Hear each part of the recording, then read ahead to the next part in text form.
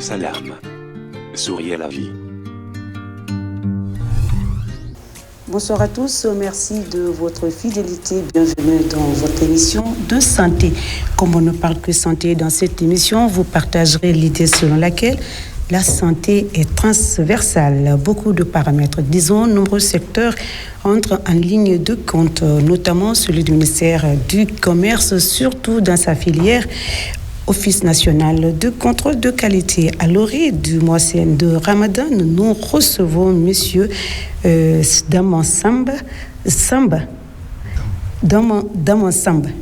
ingénieur agronome responsable qualité du projet renforcement de la capacité opérationnelle de l'Office, et Dr Amadou Silla, responsable qualité du laboratoire, tous de l'Office national de contrôle de qualité, afin d'éclairer la lanterne sur ce que nous devons manger en qualité, en aliments solides et liquides en Guinée. Dans la deuxième partie, donc, vous pouvez nous joindre au 622 58 90 73, comme toujours, le face-à-face avec nos invités respectifs. Et nous revenons à vous juste après.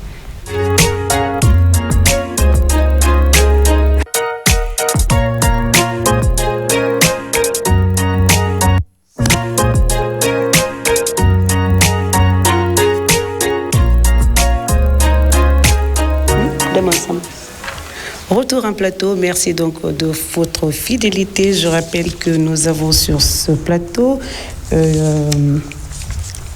Messieurs Daman Samba, ingénieur agronome responsable qualité du projet renforcement de la capacité opérationnelle de l'Office national de contrôle de qualité, et Dr Silla, responsable de qualité du laboratoire, sont donc nos deux invités. Aujourd'hui, le thème va porter sur ce que nous devons manger, et vous êtes mieux placés pour nous en dire davantage. C'est vrai que beaucoup de maladies chroniques tirent leur origine dans ce que nous mangeons. Alors, nous profitons donc de l'approche du mois de Ramadan pour développer ce sujet et les mesures pour une bonne alimentation. Et vous êtes là, monsieur docteur, et pour nous parler de ce sujet. Monsieur Daman Samba, je commence par vous directement, oui ou non. Nous, Guinéens, estimons que tout ce que nous consommons est censé passer au peigne fin sous l'œil vigilant de l'Office national de contrôle de qualité. Très bien. Merci, madame, d'abord pour l'invitation de ce soir.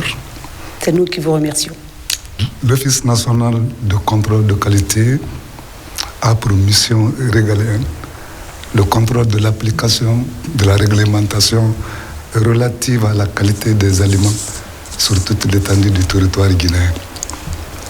Donc, cela veut dire quoi? Le contrôle de qualité, assurer la sécurité des consommateurs. Ça, c'est le quotidien de l'Office national de contrôle de qualité. Par rapport à l'actualité, à l'approche de chaque mois de Ramadan, l'Office national de contrôle de qualité organise des campagnes de sensibilisation et de contrôle. Ça, c'est pour retirer tous les aliments impropres à la consommation sur le marché.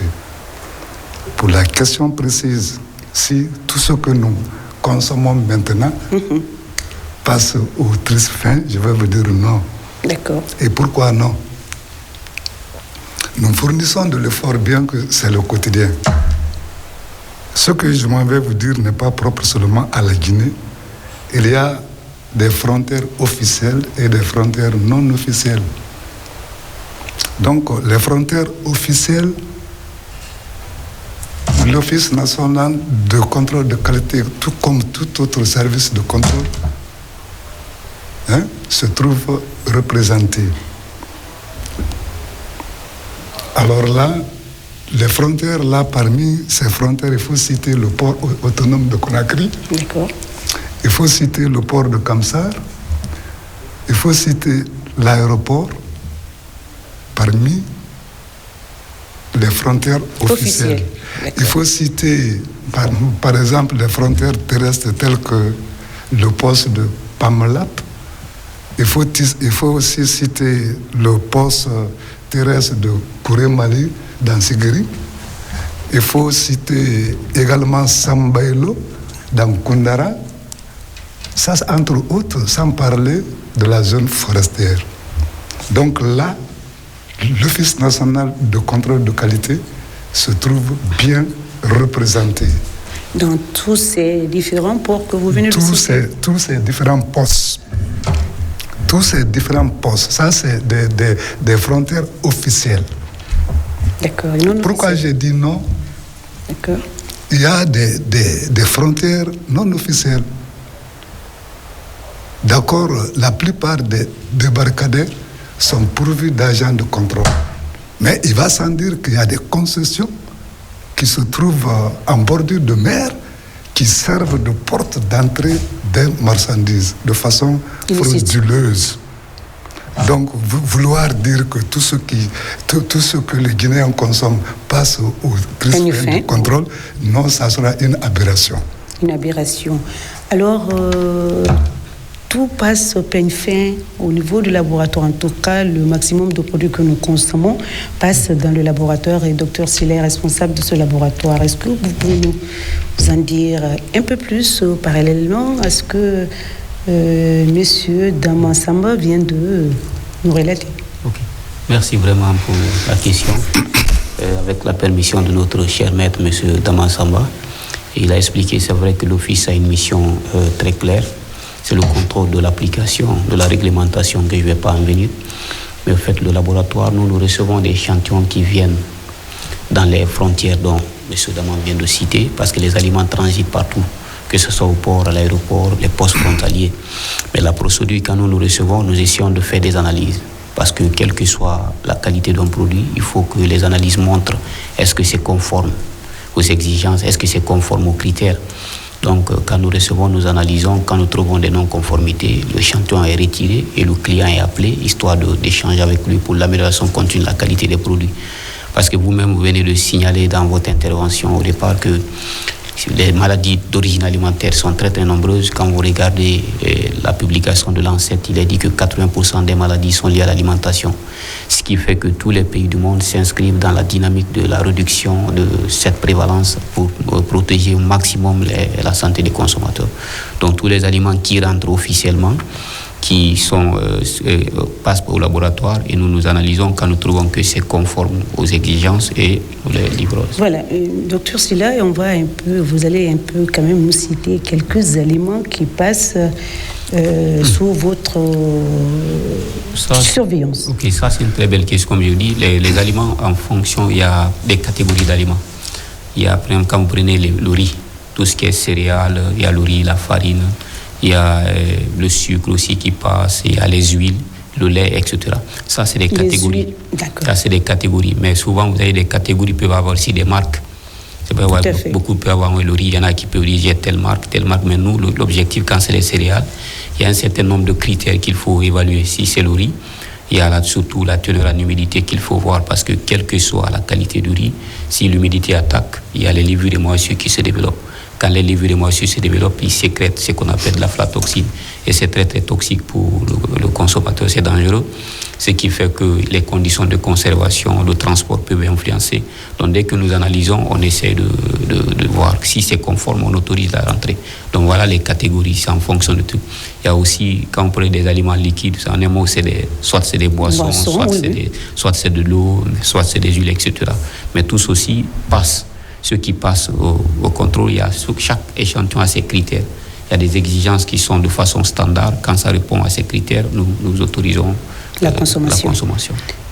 Très bien. Les nouvelles autorités, il faut le dire, prennent le travail bien fait, mais bien fait avec résultat. En tout cas, le ministère du Commerce, dans sa mission régalienne, pose des actes concrets dans la filière, surtout Office national de contrôle de qualité, l'office qui régule, comme vous l'avez dit tout à l'heure, douanier Damansamba, ce que nous consommons un aliment solide liquide. Dites-nous, vous, on commence toujours par vous, doyen Samba, quelles sont les mesures efficientes à ce jour?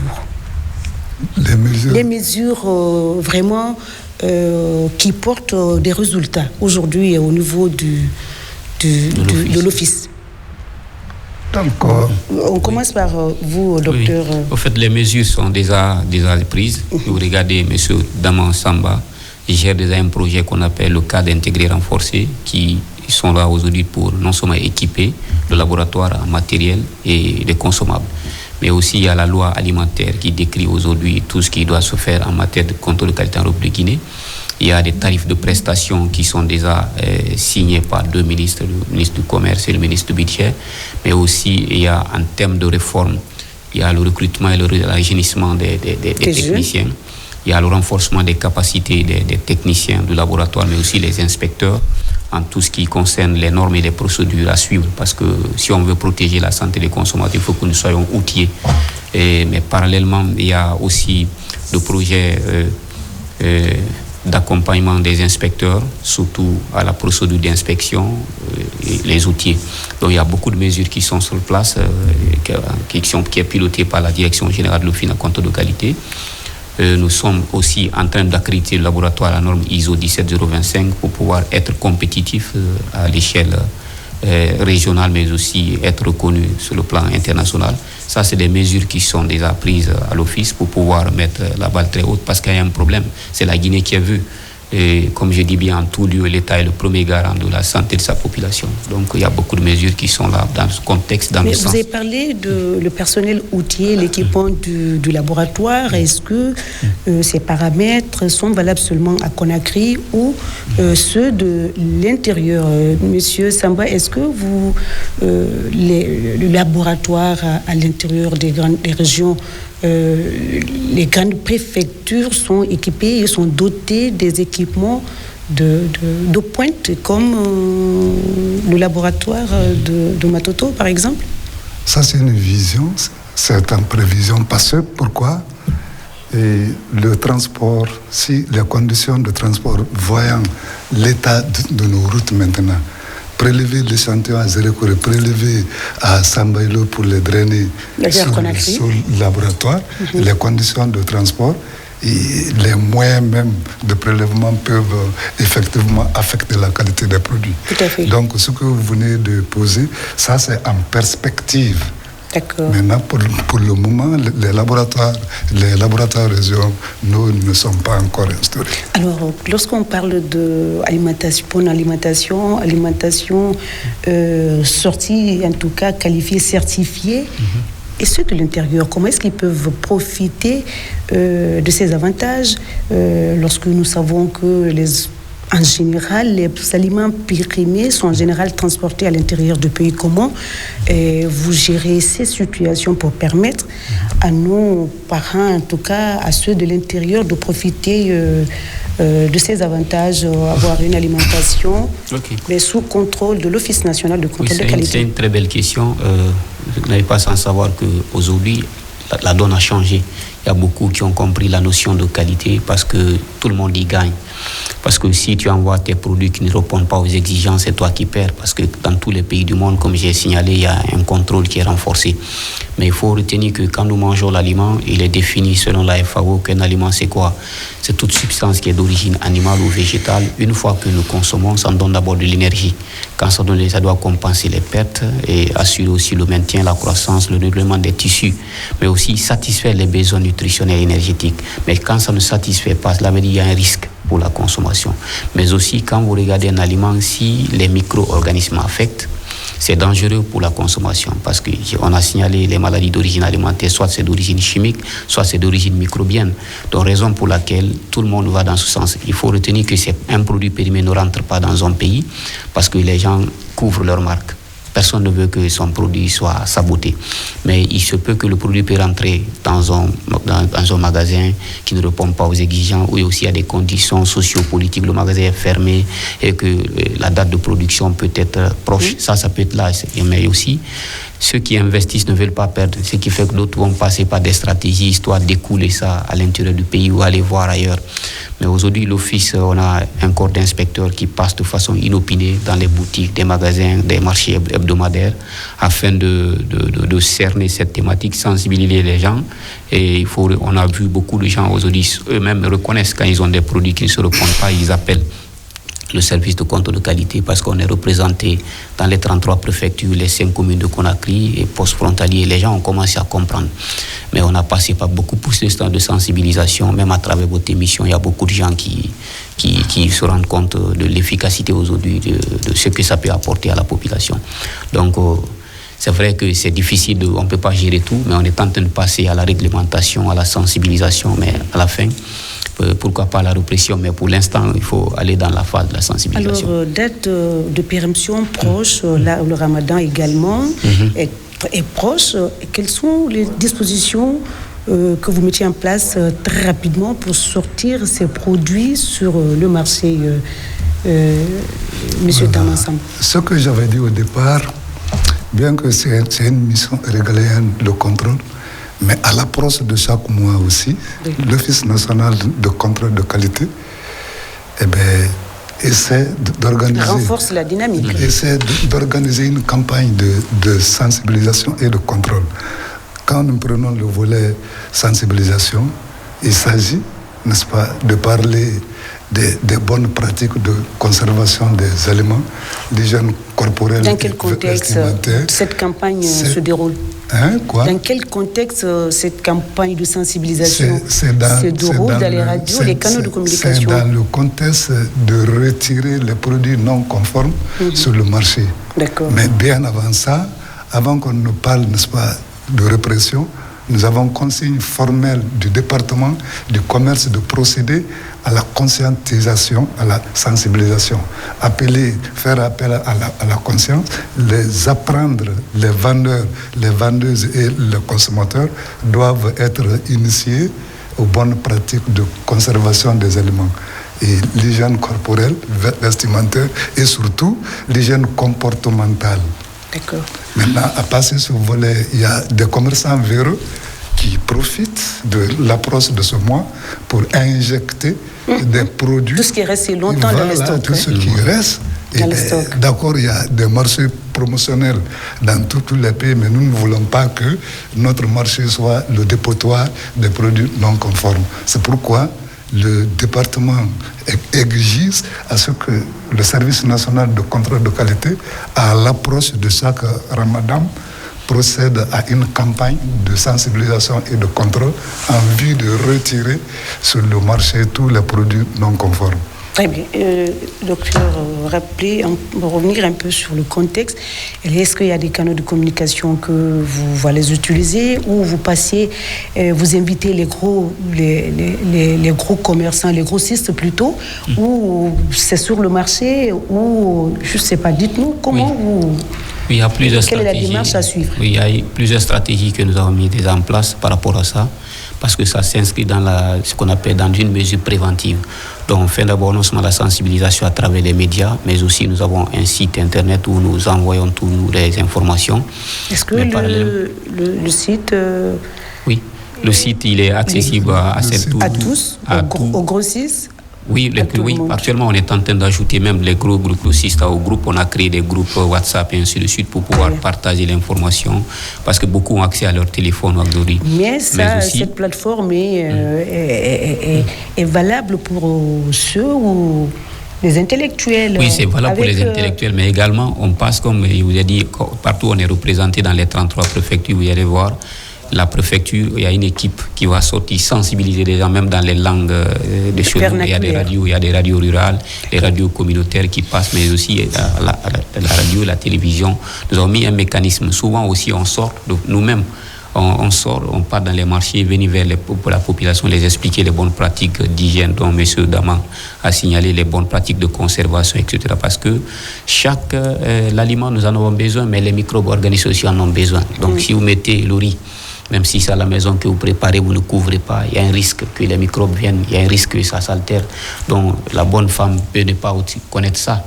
peut ne pas connaître que quand je conserve mon produit à tel temps gratuit, ça peut affecter, je ne sais pas. Donc, raison pour laquelle nous mettons beaucoup plus un accent sur la sensibilisation par les canaux, par tous les moyens qui sont nécessaires, pas dans les écoles, dans les marchés, dans les gargotes, dans des débarcadères, etc., histoire de véhiculer le message, même dans les universités aussi. Parce que quand la notion d'alimentation, la notion de contrôle est enseignée dans les universités, donc ça nous permet de faire passer le message pour l'instant. Alors, un exemple, le ministère de tutelle a procédé tout récemment à retirer à l'interdiction d'un produit dont je tairai le nom, à la consommation. Alors, moi, je voudrais savoir d'où est venu le doute, la suspicion.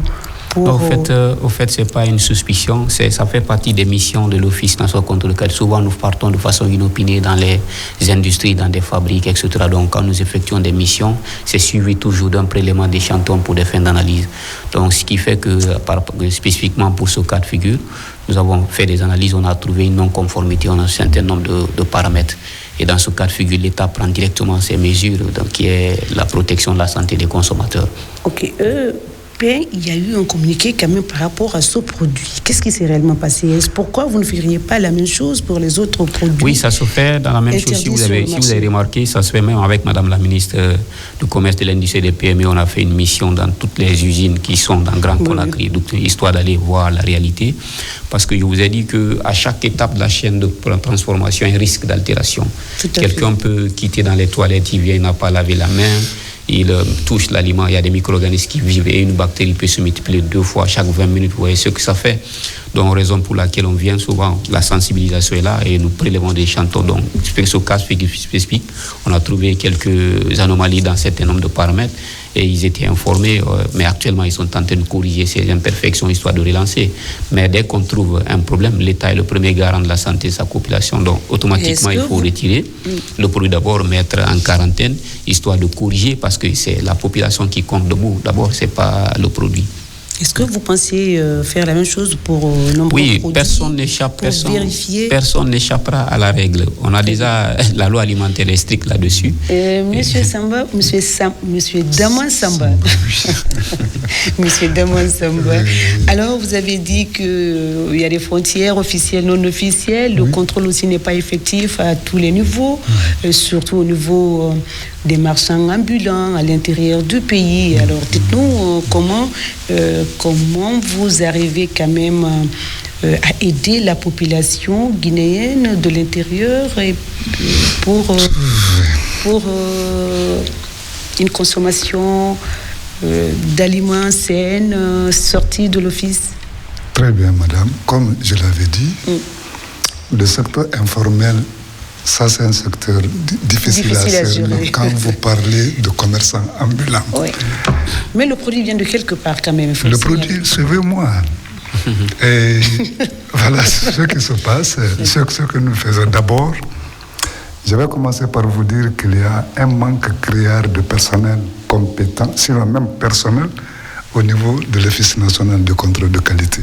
D'accord. N'est pas chimiste qui le veut, n'est pas agronome qui le veut, n'est même pas douanier qui le veut.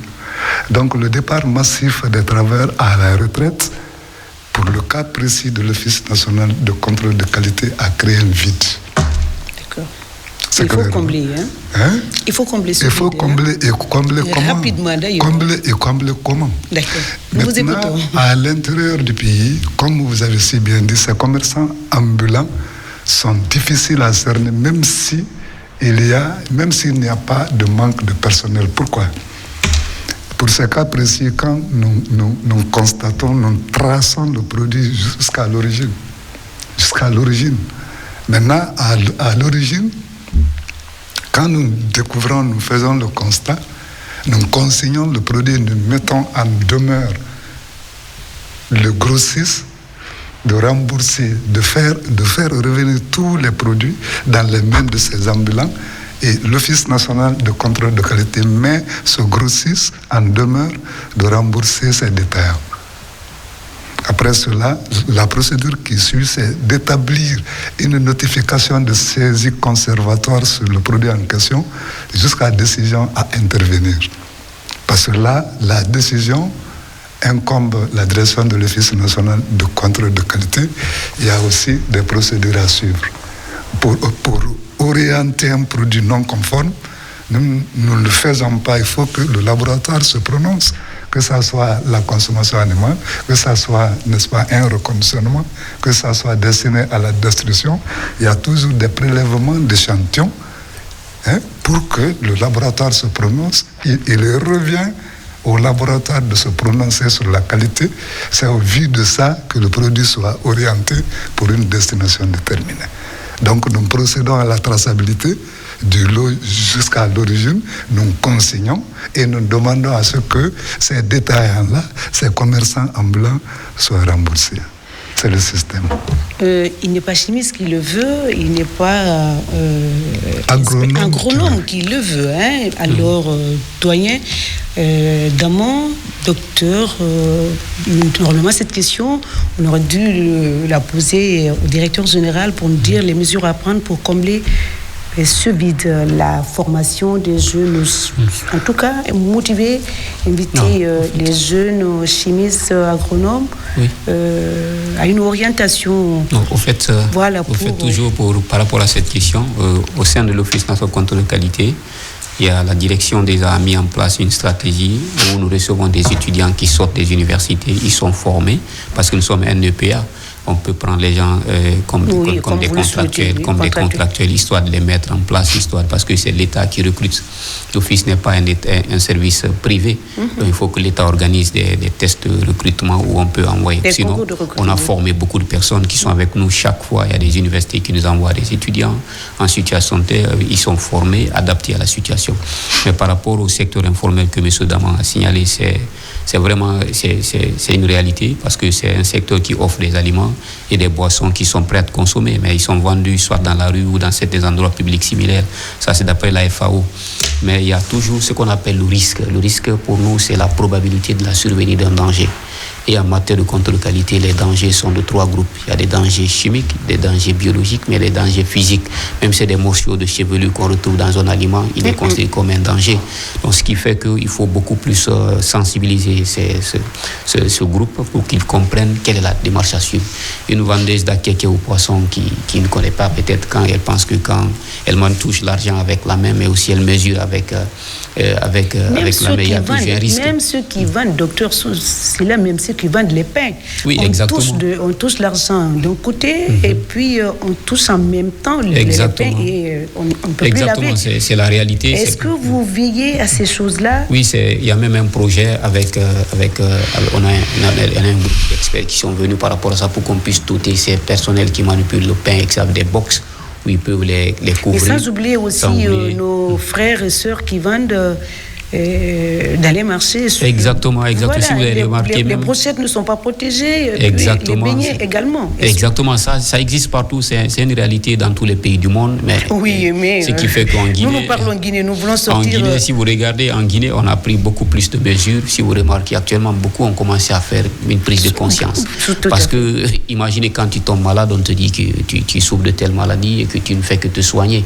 Alors que l'alimentation, je dis 80% des maladies, quand nous citons toutes les maladies, il y a 80 qui sont liées à l'alimentation. Donc la logique voudrait que les gens soient sensibilisés beaucoup plus, puis comprennent cette thématique. Donc aujourd'hui, on a vu des jeunes qui ont créé des structures qui viennent dire qu'on a besoin d'être renforcement des capacités par rapport à ça. Les femmes qui vendent des gâteaux aujourd'hui, il y a des box qu'on va leur remettre, ce projet, mais les gens qui vendent des pains, si vous voyez, beaucoup de gens mettent dans des plastiques actuellement, et ceux qui vendent aujourd'hui même les... non, pas le fait de mettre le pain dans le pain, le fait de toucher l'argent et de prendre le pain et mettre dans le sachet. Exactement, quand tu leur demandes, la logique, on a fait une enquête, quand tu leur demandes, beaucoup n'ont pas la notion de partage, la confiance n'est pas là. On dit quand j'envoie quelqu'un pour prendre l'argent pour moi, histoire que moi je m'occupe d'alimenter, il y a toujours on me vole, etc. Donc il faut d'abord étudier, connaître la problématique, voir quelle est la stratégie. Il y a beaucoup de gens qui sont regroupés en association où ils mettent un comptable qui est là, qui gère tout ce qui est... Maintenant, quand vous partez même vers l'Ambani, vers le retrait, tu vas voir, il y a quelqu'un qui reçoit l'argent, il y a quelqu'un qui vous sert. Donc les gens ont commencé à comprendre, mais on ne peut pas venir tomber sur les gens directement. Il y a beaucoup de choses à faire. Il faut passer par beaucoup plus de sensibilisation, ce qui fait qu'on intervient dans les universités, dans les écoles, mais ce n'est pas facile. Mais avec le concours de tout le monde, je pense que ça pourrait aller à la longue. Très bien. On va continuer, mais peut-être qu'on va laisser l'antenne aux téléspectateurs pour apporter leur contribution. Tout n'est pas... Monsieur Damon Samba a parlé que tout n'est pas sous l'œil vigilant de l'Office.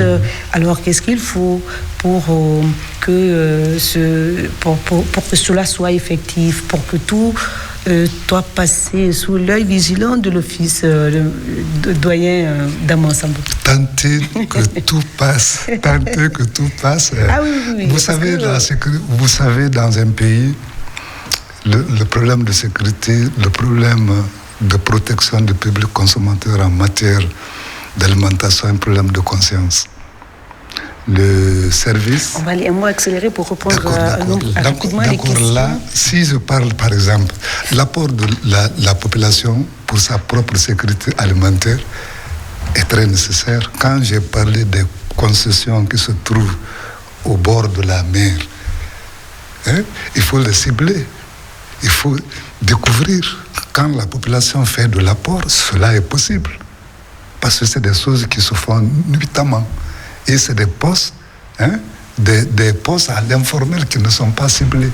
Très bien, mais doyen, il faut quand même dire, partez dans les abattoirs, vous verrez comment les viandes sont... Voilà, l'hygiène n'est pas là. Ça, vous ne veillez pas à ces choses-là. Exactement. Et l'eau, aujourd'hui, c'est le ramadan qui s'approche. Les sachets d'eau, est-ce que le contrôle est effectif à ces niveaux? Est-ce que tout ce que nous consommons comme sachet d'eau passe déjà passé à l'Office national? Il y en a plusieurs sur le marché. Oui, effectivement, il y en a plusieurs. Il faut le connaître. Le secteur de l'eau, c'est un secteur transversal. Est-ce que ça ne va pas être sujet de oui, démission? On peut faire un sujet spécifiquement pour l'eau. Vraiment, on peut débattre. Parce qu'il y a une pléthorique de sachets d'eau sur le marché doyen. Est-ce que tout cela est contrôlé par l'Office? Oui, mais nous sommes en train de fournir assez d'efforts parce que le service, comme mais nous ne comptons que sur vous. Il faut encore davantage fournir beaucoup plus d'efforts. On ne peut pas manger n'importe quoi. Beaucoup d'efforts. Exactement. Oui, laissez doyen. Quand vous prenez l'eau est une gamme de produits. Oui. C'est une gamme de produits très ciblée, très importante dans l'alimentation. Mais il faut aussi dire qu'il y a des avantages, parce que bien avant ces sachets d'eau, comment nous buvions? C'était les... Non, doyen, nous parlons plus de ces choses-là. On évolue, on a 64 ans là. Voilà. On est vieilles là. Nous sommes au XXIe siècle. Voilà. C'est que l'Office est en train de fournir assez d'efforts dans ce cadre-là pour cerner ce point, parce que ça va aussi à l'informel. Oui, il y en a, voilà, c'est ce que je dis, elles ne sont pas toutes certifiées. Le seul avantage, c'est que nous n'avons pas découvert de fabrique d'eau où on ne parle pas de filtre. Non, il est là, docteur, et c'est eux qui analysent. Peut-être les différents types de filtres et leurs capacités peuvent différer, mais ça, c'est un avantage. Toutes les fabriques d'eau que nous avons découvertes et que nous avons recensées, les fabriques au niveau desquelles nous avons prélevé les échantillons, nous avons au moins constaté que les eaux là passent par des filtres. OK.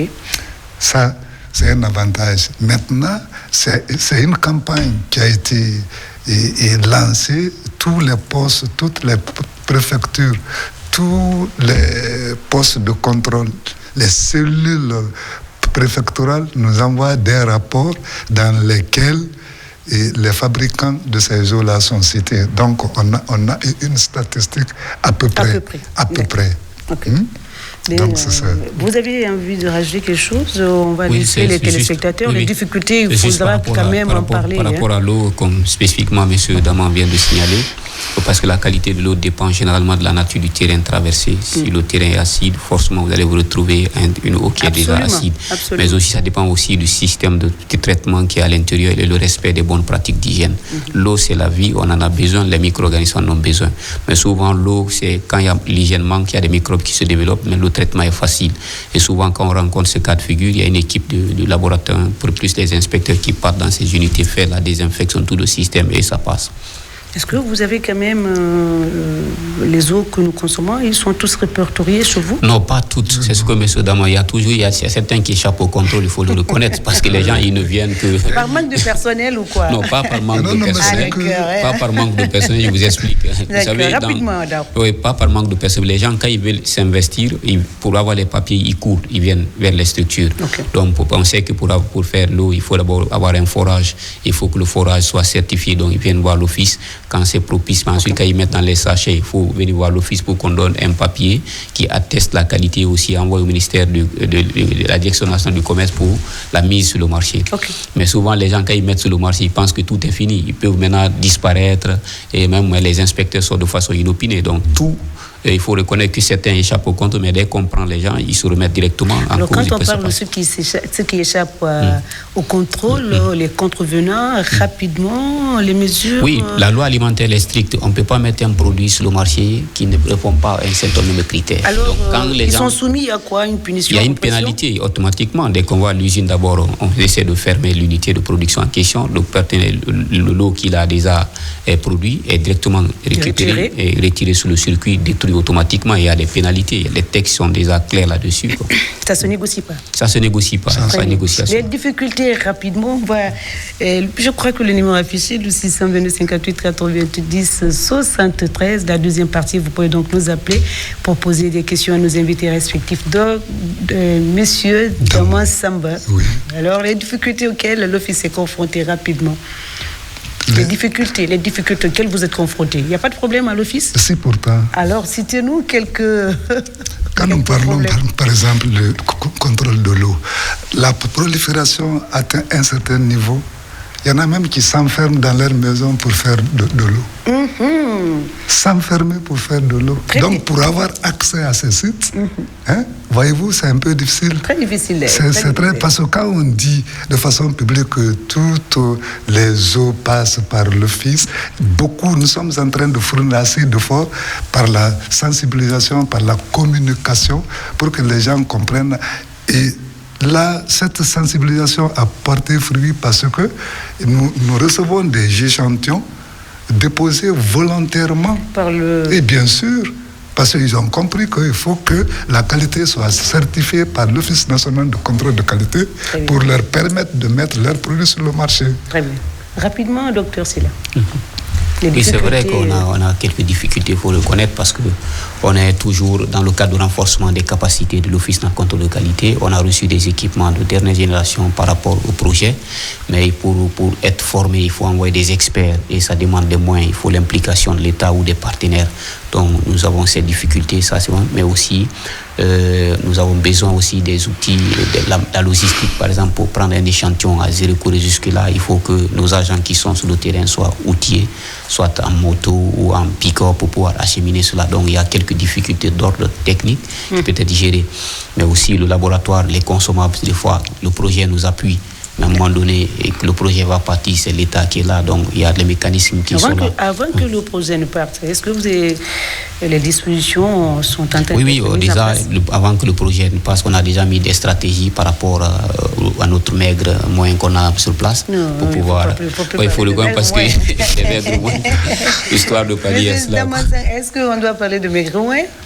C'est le ministère du Commerce qui chapeaute. Oui, c'est le ministère du Commerce qui chapeaute, mais vous comprenez, le ministère du Commerce, de l'industrie et des PME, c'est déjà un paquet. Mais non, il faut reconnaître. Imposez-vous. Mais comment s'imposer? C'est à travers vos émissions, peut-être on s'impose parce que les gens, le message passe, on a besoin des partenaires qui peuvent venir nous accompagner. Il y a des gens qui viennent volontaires. Parce que la dernière émission qu'on a pu à Passavo, on a eu reçu un expert qui est venu de la Belgique pour pouvoir nous proposer la formation aux gens. Donc voilà. Mais je n'ai pas été informé. Oui, c'est comme ça. Donc. Le numéro commence à sonner déjà. Les téléspectateurs vont vous appeler. Merci, doyen Daman Samba, d'être venu, de partager votre expérience. Ne partez pas, tant que les problèmes ne sont pas résolus au niveau de l'office. Nous sommes là. D'accord, on va prendre cet appel. Bien, c'est parti. Mais on a des messages à lire, mais on va commencer les messages. On a parlé des contrevenants, des sanctions, des punitions, des pénalités à payer. Allô? Allô?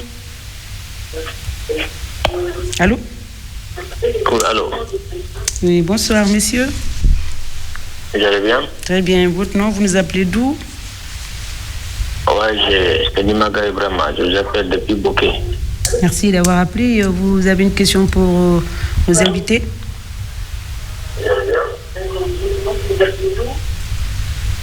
Monsieur Ibrahim, éloignez-vous de votre poste téléviseur, s'il vous plaît.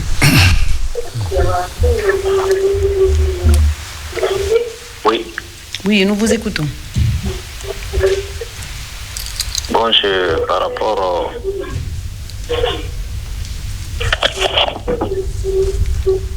Par rapport à quoi?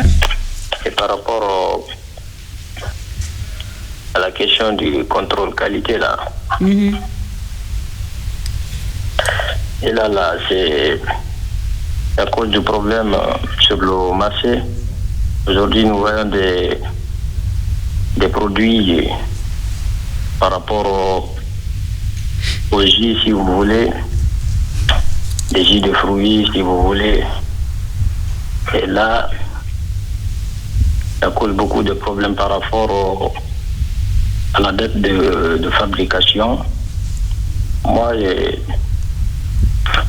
la question que je pose,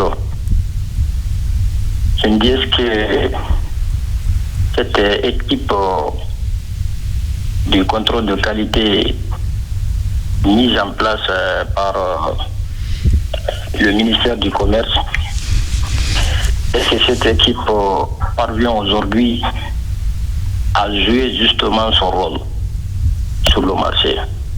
C'est là ma question. Merci.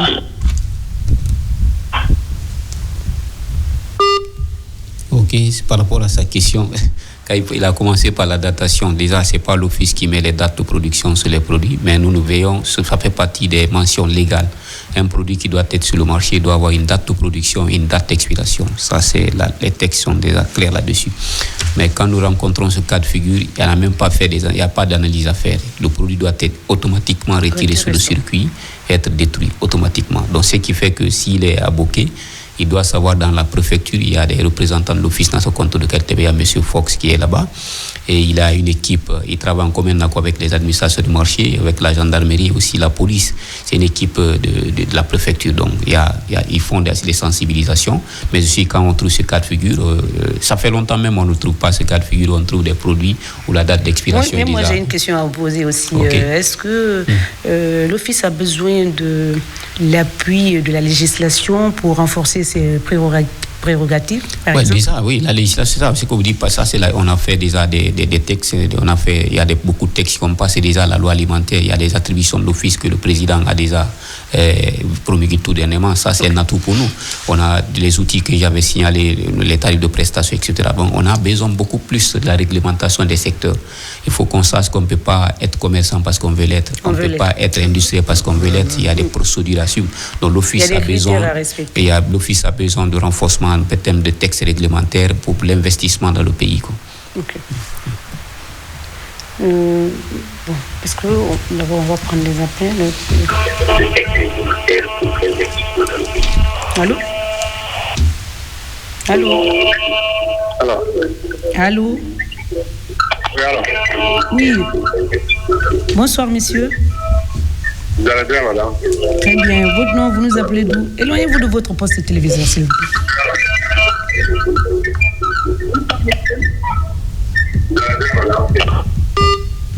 Très bien. On va lire les messages, on va prendre les appels. Moi, je voulais poser une question. Bon, quand c'est des appels, j'ai plus droit. Allô? Oui, allô? Oui, bonsoir, messieurs. Bonsoir, madame, vous allez bien? Très bien, votre nom, vous nous appelez d'où? Je m'appelle Mamadou Kaba Sidibé, je vous appelle de Bokeh.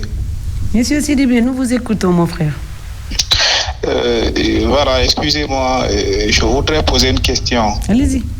Par rapport, n'est-ce pas, puisque nous parlons de la santé, et nous parlons, disons, des aliments qu'il faut consommer à l'approche de mois de Ramadan. Moi, j'aimerais connaître un peu l'effet que les cubes magiques peuvent poser à la santé. Puisqu'à la base, les aliments que nous consommons, qui sont bien sûr préparés, sont faits à la base des cubes magie. Et puis voilà. Donc, j'ai un peu d'inquiétude par rapport à ça. Et voilà, ma question se trouve à ce niveau. Merci d'avoir appelé. Merci. C'est une très belle question, mais il faut que les gens comprennent. En toxicologie, on dit que toute substance est un poison, mais seule la dose qui fait que la substance ne soit pas un poison.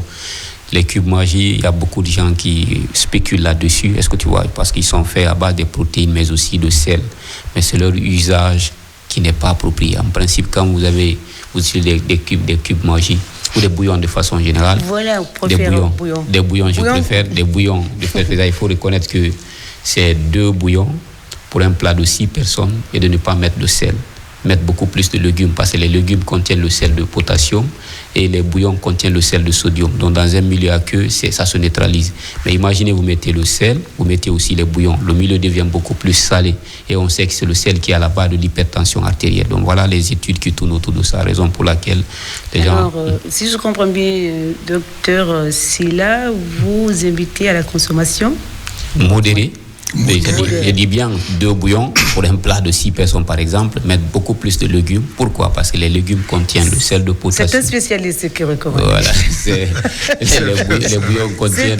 C'est un spécialiste. Il y en a plusieurs sur le marché. Il y en a plusieurs. Alors on ne cite pas ici, sinon vous allez... Je ne cite pas, raison pour laquelle je me suis rappelé automatiquement. Voilà, les bouillons... 2 bouillons pour un plat de 6 personnes, ne pas mettre le sel. Les femmes profitent de ces bouillons. Il ne fallait pas dire ça aux femmes. Non, c'est la réalité parce que fallait recommander. Il faut que les femmes apprennent à bien préparer parce qu'elles profitent de ces bouillons-là pour faire un plat copieux. Alors, on a un autre appel, doyen Daman Samba. Allô? C'est parti. On était en discussion. C'est la mauvaise utilisation des substances. En excès. Tout ce qui dépasse, en tout cas, c'est tout ce qui est excès est mauvais. Qui peut nuire à la santé, qui peut nuire vraiment. Allô? Oui, rapidement. Oui, nous vous écoutons, messieurs. On va lire un message après. Oui? Oui, bonsoir. Votre nom, vous nous appelez d'où? Monsieur Kamara Ibrahima, je vous appelle de Boufa. Oui, monsieur Kamara, nous vous écoutons. Il est parti. Alors, on va profiter pour lire. Bonsoir, madame et messieurs. Je me nomme Diallo Amadou Tierno. Je suis depuis Bambeto. À vrai dire, votre émission est très importante pour l'ensemble des fidèles musulmans. Je vous admire. Merci, monsieur Diallo. On va lire d'autres messages. C'est un téléspectateur qui vous salue, mais il faut signer pour qu'on sache qui félicite, qui encourage le docteur et doyen. Bonsoir, c'est Roberto depuis Bouria. Je veux vous demander l'aliment favorable pour le ramadan. On va inviter les spécialistes qui viendront pendant ce ramadan. Alors, vous avez quand même quelque chose à dire par rapport... il faut que les gens comprennent qu'en fonction de leur rôle qu'ils jouent dans l'organisme, les aliments se répartissent en 3 groupes. Il y a les aliments protecteurs, constructeurs, énergétiques. On sait que pendant la période de ramadan, les besoins nutritionnels sont très très élevés. Parce que l'organisme, il y a une rétention, donc il y a 25% d'énergie supplémentaire qui est adoptée en certains groupes, comme les femmes enceintes, les femmes allaitantes, etc. Mais à cause de la rétention pour ne pas manger de la période de 5h jusqu'à 5h45 jusqu'à 18h, on sait que les besoins augmentent. Donc, ce qui fait qu'il ne faut pas... Il faut manger les 3 groupes d'aliments pour que l'organisme puisse recevoir. Et ce qui est une compassion. Allô? Allô? Allô, oui. Oui, bonsoir, monsieur. Bonsoir, vous allez bien? Très bien. Votre nom, vous nous appelez d'où? Je m'appelle Dramé Lansona, je vous appelle depuis Kindia. Oui, nous vous écoutons. Assez de l'intérieur aussi sont déterminés à nous appeler aujourd'hui. Oui, depuis Kindia, monsieur Lansona, nous vous écoutons. Oui, depuis Kindia, oui. Allez-y. Je suis votre personne. Vraiment, une émission très importante parce que c'est que vous là, je suis en direct là, quoi. C'est vraiment important. Parce que chez nous, ici, nous avons beaucoup constaté beaucoup de manques, par exemple, de contrôle. Là. D'accord. Est-ce que vous voyez? Je sais que, donc, par exemple, beaucoup de maladies, il y a beaucoup de gens qui souffrent cela et il y a cela. Vraiment, nous pouvons toujours Les gens qui travaillent là-bas de produire beaucoup d'efforts. Tout départ n'est pas facile quand même, mais avec de l'effort toujours, Inch'Allah, Dieu va nous aider quoi. Très bien. Parce que si vous êtes même au marché, vous voyez des gens, comment dire, vendre les choses, vous voyez vraiment. Par exemple, moi je prends l'exemple sur moi-même. Moi je n'achète pas de n'importe quoi parce que je n'ai pas confiance aux aliments qu'on voit même. Parce que si vous voyez même où il n'y a pas de contrôle, il y a des mouches partout, et que les gens aussi qui vendent même sont sales. C'est-à-dire, c'est un peu compliqué quoi, mais grâce à l'effort quand même, Inch'Allah, nous allons s'en sortir quoi. Vraiment, je vous remercie quand même quoi. Merci beaucoup. Docteur doyen Damassamba, il faudrait passer au niveau des abattoirs, sensibiliser à ce niveau. Quand nous voyons les viandes que nous consommons, dans quelles conditions, c'est un peu... voilà. Oui, ça, il y a une il faut ça, en fait, c'est personnel. Exactement. Mais il y a une réglementation autour de ça parce que on a effectué une mission à l'extérieur, on a constaté dans certains pays, et c'est pas n'importe quel animal qui doit aller à l'abattoir. Mais il faut signaler aussi, il y a 5 facteurs qui peuvent influencer la qualité d'un produit, que ce soit la viande ou quoi. Il faut que les gens sachent que le milieu de travail, si c'est pas propre, ça peut influencer. Le matériel de travail exactement peut influencer. La méthode que vous utilisez peut aussi influencer. Le personnel qui manipule, s'ils n'ont pas l'information, ils ne sont pas formés, il y a un risque d'altération de qualité. Mais aussi, toujours la méthode, ce sont ces facteurs qui peuvent influencer la qualité. Donc au niveau des abattoirs, c'est vrai qu'il y a le ministère de l'élevage qui intervient, il y a le contrôle qui intervient. Il y a des textes réglementaires à faire d'abord pour pouvoir comprendre. Nous veillons à cela, je vous prie. Merci. Nous arrivons à la fin de l'émission. Rapidement, le dernier mot de la fin. Monsieur Damassamba, oui. Et puis docteur, on va se dire au revoir.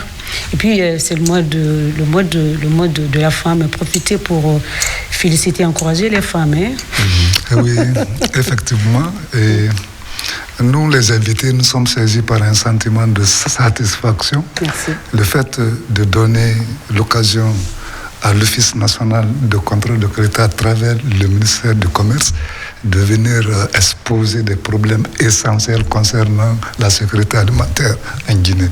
Ce que nous allons dire comme mot de fin, c'est de croire aux possibilités, n'est-ce pas, de l'Office national de contrôle de qualité maintenant, qui est équipé d'équipements, qui est doté d'équipements de dernière génération. Avant, le temps d'analyse était très élevé. Quand nous prélevions des échantillons, le temps d'analyse, ça pouvait faire des semaines.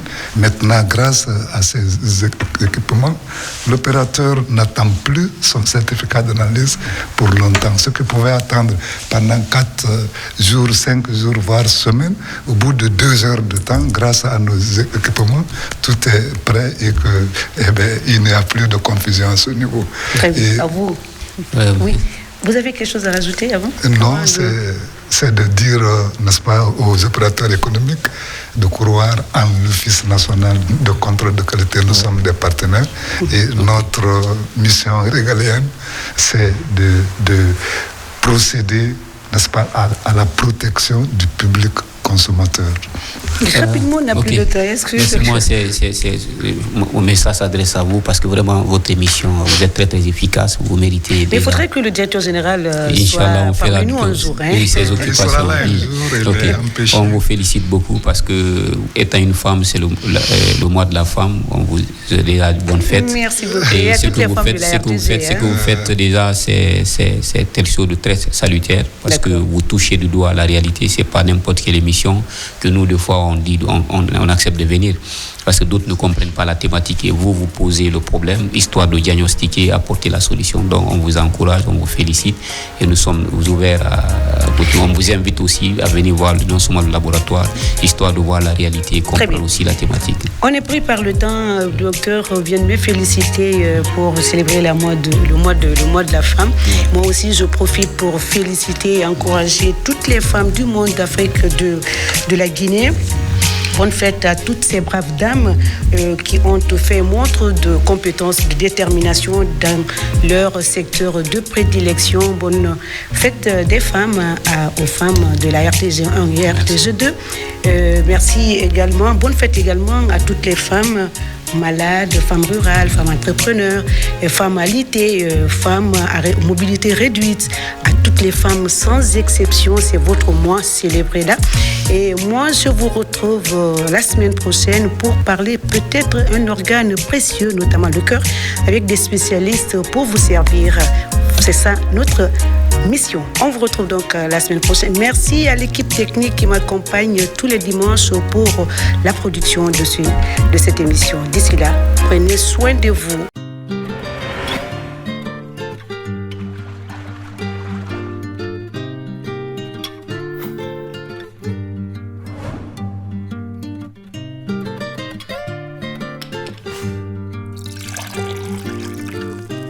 Salam. Souriez la vie.